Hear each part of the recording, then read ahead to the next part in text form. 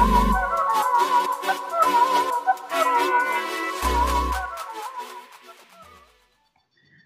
selamat pagi anak-anak. Bagaimana kabar kalian hari ini? Semoga sehat ya. Berjumpa lagi dengan Bapak.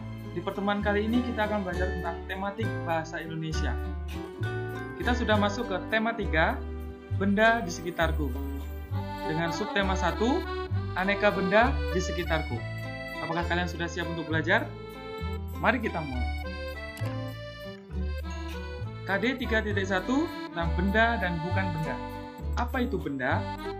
Benda adalah segala sesuatu yang menempati ruang dan mempunyai massa atau berat. Poin yang kedua, benda di sekitar kita dibedakan menjadi 2. Yang pertama, benda hidup. Apa contohnya benda hidup? Kita lihat, benda hidup itu ada manusia, hewan, dan juga tumbuhan. Sedangkan untuk benda mati, contohnya adalah batu, gelas, plastik, dan yang lainnya. Poin ketiga, contoh yang bukan benda. Jadi di dunia ini ada yang disebut benda dan juga bukan benda. Nah, contoh yang bukan benda itu apa saja? Mari kita lihat. Yang pertama ada cahaya atau sinar. Yang kedua adalah panas. Ketiga suhu.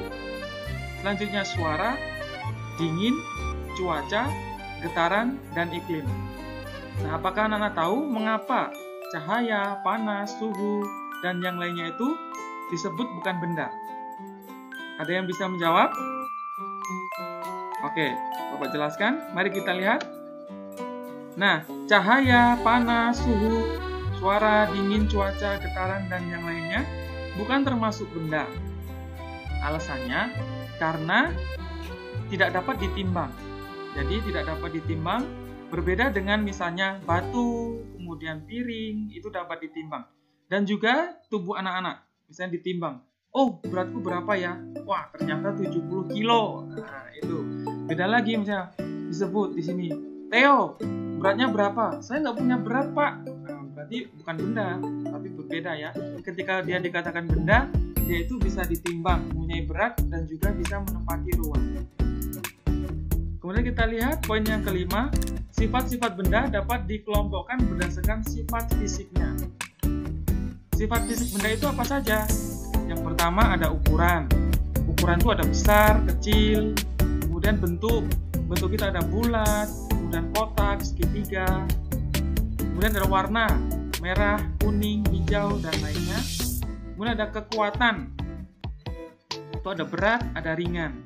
Selanjutnya ada wujud. Nah, wujud ini kita sudah bahas di pertemuan sebelumnya, itu ada cair, padat, dan juga gas.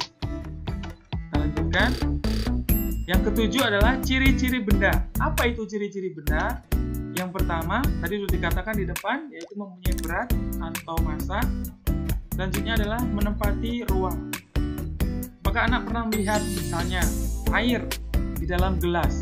Dia akan menyerupai dengan bentuk wadahnya, yaitu menempati ruang. Ya, airnya nanti bentuknya seperti gelas. Berbeda lagi ketika dimasukkan ke dalam mangkok. Pasti nanti akan bentuknya seperti mangkok. Nah, ini adalah bahan pembentuk benda.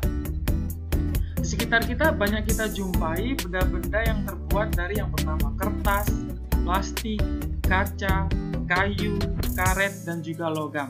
Banyak sekali kita jumpai. Nanti anak-anak bisa sebutkan untuk penugasannya contoh-contoh bahan pembentuk benda ini. Kedelapan, informasi tentang benda di sekitar kita dapat diperoleh dari sebuah teks bacaan. Nah, ini adalah benda terbuat dari kayu. Nah, pertemuan yang pertama ini kita akan bahas tentang benda-benda yang terbuat dari kayu. Kayu berasal dari batang pohon yang ditebang. Kayu itu seperti kayu gelondongan, ya. Kita lihat lagi. Nah, ini adalah kelebihan benda yang terbuat dari kayu. Yang pertama adalah keras, kemudian kuat, kemudian mudah dibentuk. Selanjutnya ini adalah kekurangan benda yang terbuat dari kayu. Yang pertama mudah terserang rayap. Apakah anak-anak tahu rayap? Siapa yang tidak tahu? Ayo. Kemudian mudah terbakar. Kemudian mudah lapuk. Jika terkena air dia akan mudah lapuk. Nah, kita masuk ke penugasan untuk anak-anak hari ini.